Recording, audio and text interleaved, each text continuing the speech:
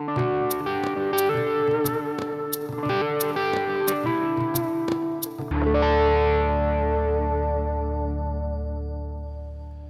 friends, my name is Jim Dickinson, and proudly I am the risk management consultant and insurance broker for the Episcopal Diocese of Fort Worth. It is truly an honor to serve the diocese. And I want to take a couple of minutes today to talk about the importance of insuring your parish property to proper value.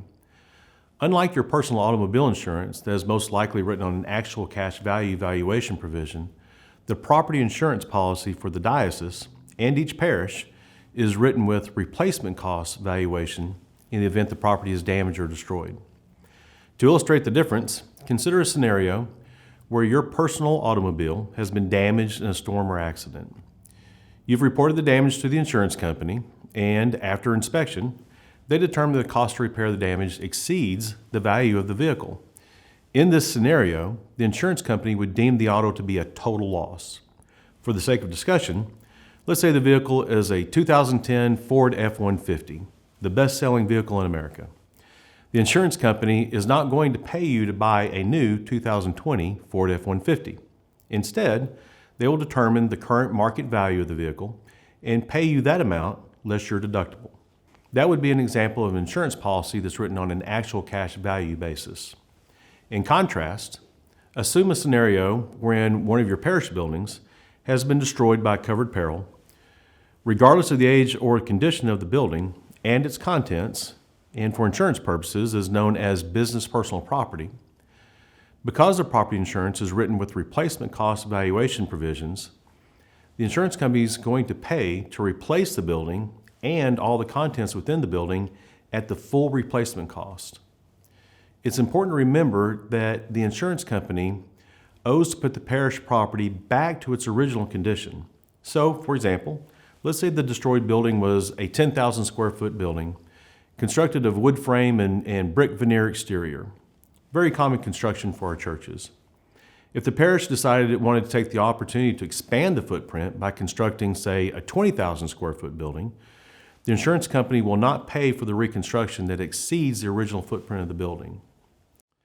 And I do want to take this opportunity to applaud and thank the St. Lawrence Parish in South Lake that recently completed the process of updating the replacement cost valuation of their buildings and contents.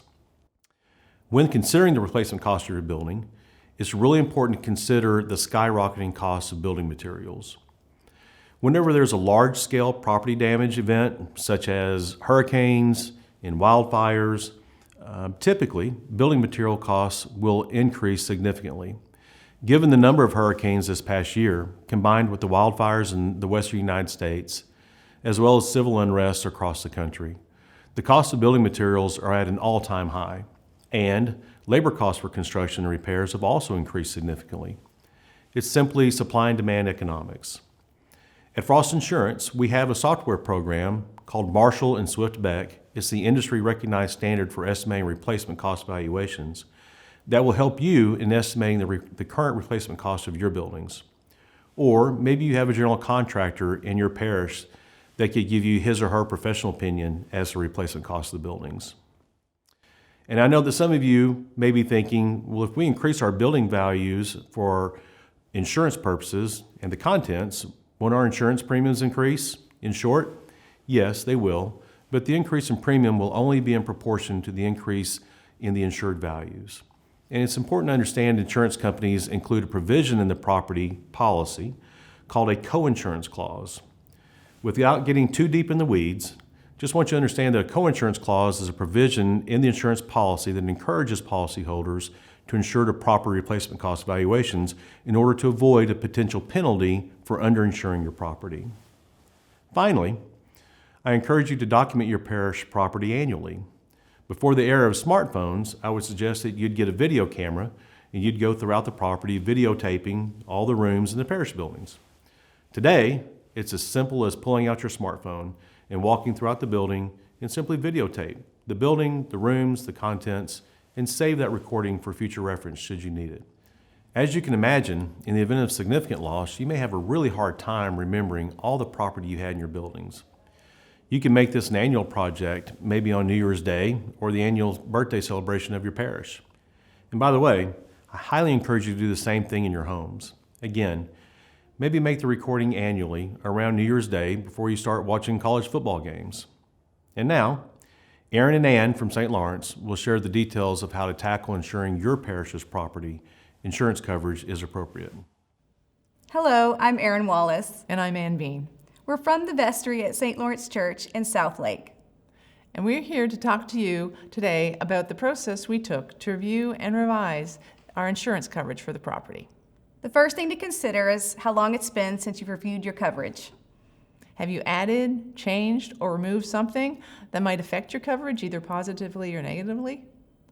Either way, the next thing you'll want to do is put together a committee from people at your church, both vestry and non-vestry. And if you have anyone in the insurance business, it would be helpful to have them on the committee as well. Schedule a time to meet and develop a list of questions or concerns.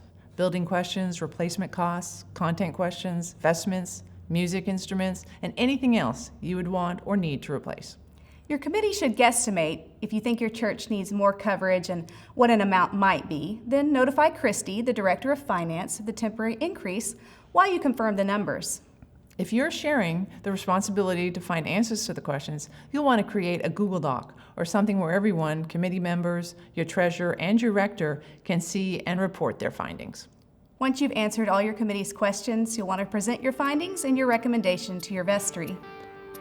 The last thing you have to do is let Christy know what your final coverage should be. Because our coverage was increased from our original amount, but was less than our temporary increase while we did our research. That's it. Pretty painless. Thank you and God bless.